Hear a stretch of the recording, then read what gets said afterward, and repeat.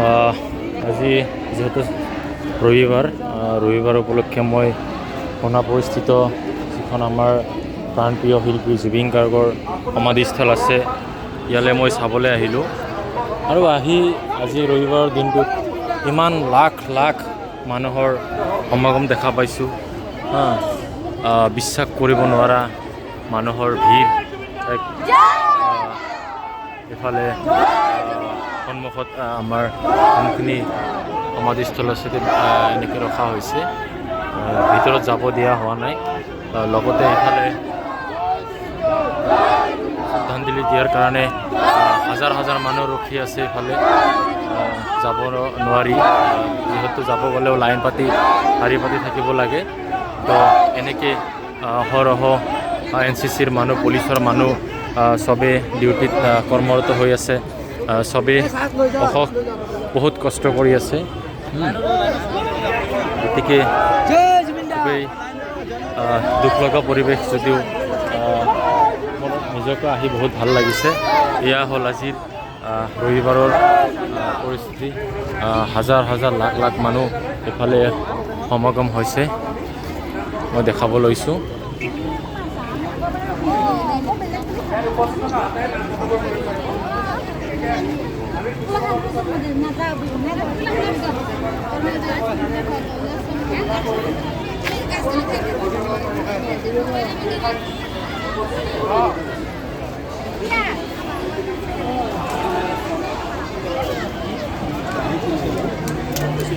লাখ লাখ মানুহৰ সমাগম আজি ৰবিবাৰ উপলক্ষে। আৰু সেইফালে পাহাৰত আমি যদি চাব যাওঁ, ভাবিব নোৱাৰা মানুহ। আমি জুবিনদাৰ কাৰণে সদায় ন্যায় বিচাৰিয়ে যাম, আমাক সদায় জাষ্টিচ লাগিবই। গতিকে আপোনালোকেও যদিও জাষ্টিচ ফৰ জুবিন গাৰ্গ বুলি এবাৰো কমেণ্ট কৰা নাই, মই অনুৰোধ জনাম সকলোকে জাষ্টিচ ফৰ হবে। সকলোৱে জুবিনৰ ন্যায়ৰ কাৰণে আগবাঢ়ি আহক, আমি যাতে জুবিনৰ ন্যায় বিচাৰি পাওঁ।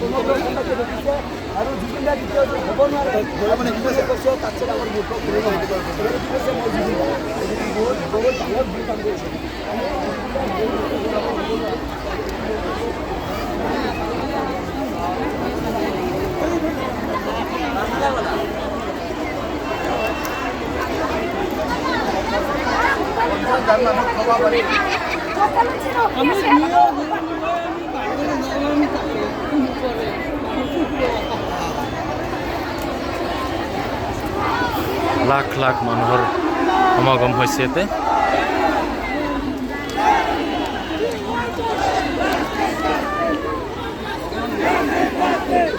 সকলো মানুহৰ আৱেগ কি হৈছিল আমাৰ প্ৰাণপ্ৰিয় জুবিন গাৰ্গৰ লগত, এয়াই চবৰে প্ৰশ্ন। জুবিন এজনে আছে।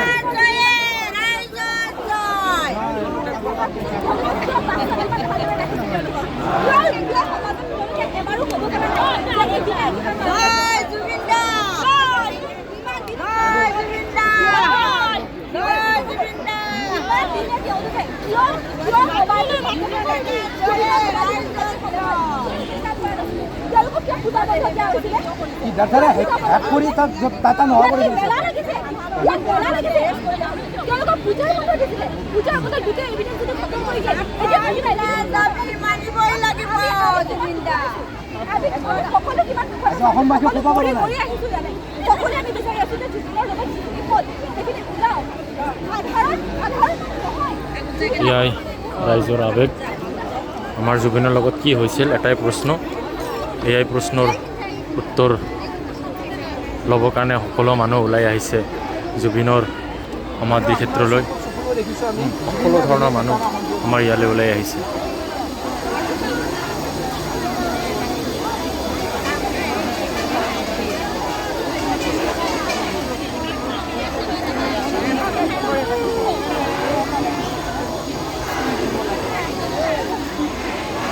গতিকে আপোনালোকে যদিও অহা নাই, মই আহিবৰ কাৰণে অনুৰোধ জনাম। এবাৰ হ'লেও আমাৰ জুবিনৰ সমাধি ক্ষেত্ৰলৈ এবাৰ আহিও হ'লেও দেখা দি যাব পাৰে।